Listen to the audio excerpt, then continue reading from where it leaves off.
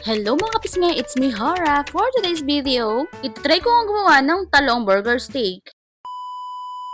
Nagpakulo na nga ako dito and then hinango ko na nga.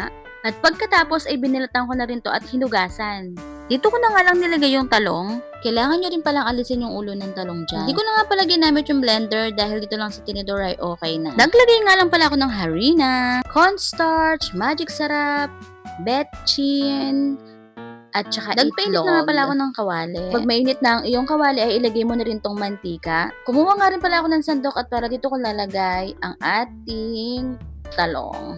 Akala ko nga mahirap pero hindi pala. Madali lang palang gawin to kaya gawin nyo na. Habang nagpipirito nga pala ako ay nag-prepare na nga ako nitong sauce ng burger steak. Syempre kailangan natin ng mushroom. Nakalimutan ko nga palang bumili ng butter or margarine kaya ang nilagay ko na lang harina at saka cornstarch. So, ayan lang. Naglagay nga rin pala kami dyan ng Alaska Evap para maging lasa ng samjig, ganon.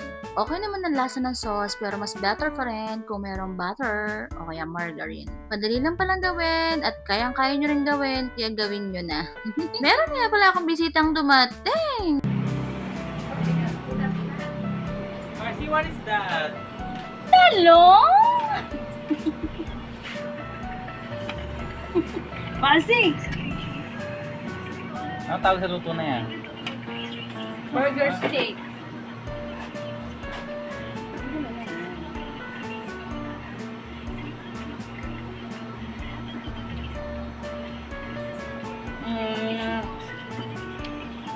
Tikman mo.